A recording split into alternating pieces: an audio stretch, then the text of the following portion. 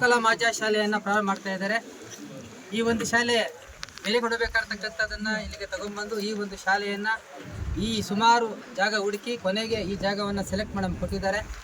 ಈ ಒಂದು ಸ್ಥಳದಲ್ಲಿ ಸುಮಾರು 5,20,00,000 ಅನುದಾನದಲ್ಲಿ ಈ ಒಂದು ಕಟ್ಟಡವನ್ನು 6ನೇ ತರಗತಿಯಿಂದ ಹಿಡಿದು 10ನೇ ತರಗತಿಯವರೆಗೆ ವ್ಯಾಸಂಗ ಮಾಡುವ ವಿದ್ಯಾರ್ಥಿಗಳಿಗೆ ನಾವಿಲ್ಲಿ ಭವ್ಯದ ಕಟ್ಟಡವನ್ನು ಕಟ್ತಾ ಇದ್ದೀವಿ. ಈ ಕಟ್ಟಡವನ್ನು ಸನ್ಮಾನ್ಯ ಜನಪ್ರಿಯ ಶಾಸಕರಾಗಿರ್ತಕ್ಕಂಥ ಶ್ರೀಯುತ ಸಮೃದ್ಧ ವಿ ಮೀನಾ ಸಾಹೇಬರು ಈ ಒಂದು ಕಾರ್ಯ ಉದ್ಘಾಟನೆ ಮಾಡಿದ್ದಾರೆ. ಅವರಿಗೆ ನಾನು ಇಲಾಖೆ ಪರವಾಗಿ ಸ್ವಾಗತವನ್ನು ಕೊಡ್ತಾ ಇದ್ದೀನಿ.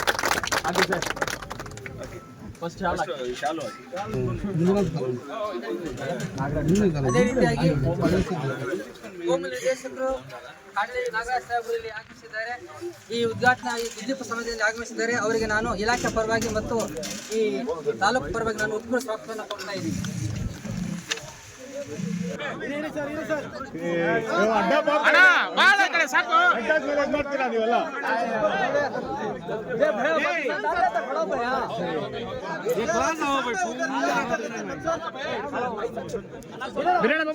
ಬಗಣ ಇರೋ ಒಂದ್ ಸ್ವಲ್ಪ ಅಣ್ಣ ಒಂದ್ ಸ್ವಲ್ಪ ಹಿಂದಕ್ಕೆ ಬಾಣ ಒಂದ್ ಶಿಸ್ತು ಬೇಡವಾ? ಆಗಮಿಸಿರ್ತಕ್ಕಂಥ ನಿರ್ದೇಶಕರು, ತಾಲೂಕು ಜೆಡಿಎಸ್ ಪಕ್ಷದ ಅಧ್ಯಕ್ಷರು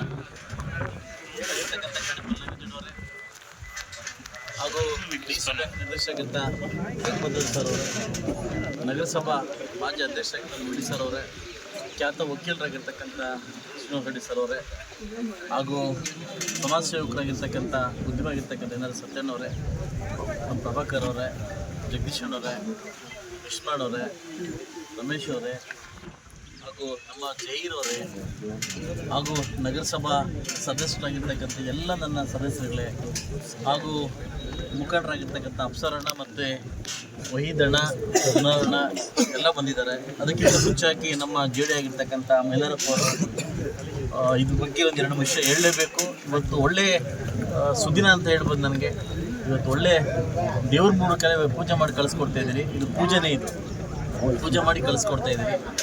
ಇದ್ರ ಬಗ್ಗೆ ಒಂದು ಹೇಳಲೇಬೇಕು. ಇದು ನನಗೆ ಮೌಲಾ ಆಜಾದ್ ಏನು ಒಂದು ಅಬ್ದುಲ್ ಕಲಾಂ ಅವರ ಮಾದರಿ ಶಾಲೆ ಅಂತ ಅಂದ್ಬಿಟ್ಟು ತರಬೇಕಂತ ತುಂಬ ಇಷ್ಟ ಇತ್ತು. ನಿಮ್ಮೆಲ್ಲರೂ ಗೊತ್ತಿದ್ದಂಗೆ ಒಂದು ಹೈಟೆಕ್ 224 ಕ್ಷೇತ್ರದಲ್ಲಿ ಹೈಟೆಕ್ PUC ಹಾಸ್ಟೆಲನ್ನು ಗಾಲ್ರೆ ಕಟ್ಟಿ ಉದ್ಘಾಟನೆಗೆ ರೆಡಿಯಾಗಿದೆ. ಅದೇ ಮಾದರಿಯಲ್ಲಿ ಕೂಡ 5,20,00,000 ಒಂದು ಮಾದರಿ ಶಾಲೆಯನ್ನು ನಿರ್ಮಾಣ ಮಾಡಬೇಕಂತ ನಾನು ಲಾಸ್ಟ್ 2ನೇ ಸೆಷನ್ನಲ್ಲಿ ಜಮೀರ್ ಅವ್ರಿಗೆ ಕೇಳಿದಾಗ ಇದು ನನಗೆ ಮಧುಗಿರಿಗೆ ಹೋಗ್ಬಿಟ್ಟಿತ್ತು. ನಾನು ಪರ್ಸ್ನಲಾಗಿ ಮೀಟ್ ಮಾಡಿ, ಇಲ್ಲ ಈ ಹಾಸ್ಟೆಲ್ ನನಗೆ ಬೇಕೇ ಬೇಕು, ಇಲ್ಲಾಂದ್ರೆ ನೀವು ಮುಸ್ಲಿಮ್ರಿಗೆ ನಮಗೆ ನಮ್ಮ ಮುಖಂಡರಿಗೆ ನೀವು ನಮ್ಮ ಜನಾಂಗ ಮೋಸ ಮಾಡಿದಂಗೆ ಅಂದ್ಬಿಟ್ಟು ಅವ್ರಿಗೆ ಕಿತ್ತಾಡಿ ಇದನ್ನು ನಾನು ಮಾಡ್ಕೊಂಬಂದೆ.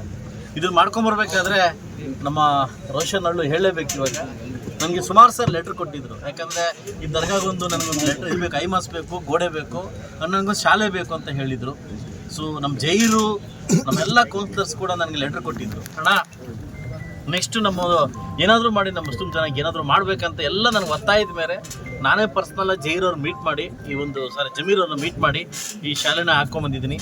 ಕೇವಲ 8 ತಿಂಗಳಿಂದ 9 ತಿಂಗಳ ಒಳಗಡೆ ಈ ಒಂದು 1,250 ಜನ ಮಕ್ಕಳನ್ನ ವಾಸ ಮಾಡಲಿಕ್ಕೆ ಹಾಗೂ ಓದಲಿಕ್ಕೆ ಒಂದು ವ್ಯವಸ್ಥೆಯನ್ನು ಮಾಡಿದ್ದೀವಿ. ಈಗಾಗಲೇ ಇದು 3 ತಿಂಗಳಿಂದ ಪೂಜೆ ಮಾಡಬೇಕಾಗಿತ್ತು. ಕಾರಣಾಂತರದಿಂದ ಪೂಜೆ ಮಾಡೋಕ್ಕಾಗಲಿಲ್ಲ. ಅದು ಸಮಯ ಸಂದರ್ಭ ಬಂದಾಗ ಆ ಪೂಜೆಗೆ ಆ ದೇವರು ನೆರವೇರಿಸ್ಕೊಟ್ಟಿದ್ದಾರೆ.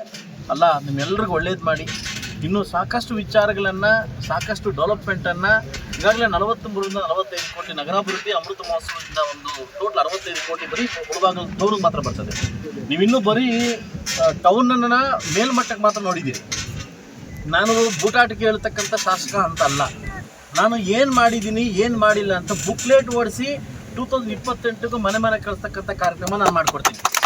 60ರಿಂದ 68 ಕೋಟಿ ಒಳಗಡೆ ಈಗಾಗಲೇ ಈ ವರ್ಷದಲ್ಲಿ ನಮಗೆ ನಗರಾಭಿವೃದ್ಧಿಗೆ ಮಾತ್ರ ಬರ್ತದೆ. ಇದನ್ನು ನೀವು ಯೋಚನೆ ಮಾಡ್ಕೊಳ್ಳಿ. ಮೊದಲು ಮುಳಬಾಗಿಲು ಟೌನ್ ಹೆಂಗಿತ್ತು, ಇವಾಗ ಟೌನ್ ಹೆಂಗಿದೆ. ಈಗಾಗಲೇ ಹೈಟೆಕ್ ಈಗಾಗಲೇ ನಾನು ಕಾಯ್ತಾ ಇದ್ದೆ. ನೆಕ್ಸ್ಟ್ ವೀಕು ಆಷಾಢ ಮುಗಿದ ಮೇಲೆ ಹೈಟೆಕ್ ಲೈಬ್ರರಿ ಮಾಡಬೇಕಂತ ಆಸೆ ಇತ್ತು ನನಗೆ.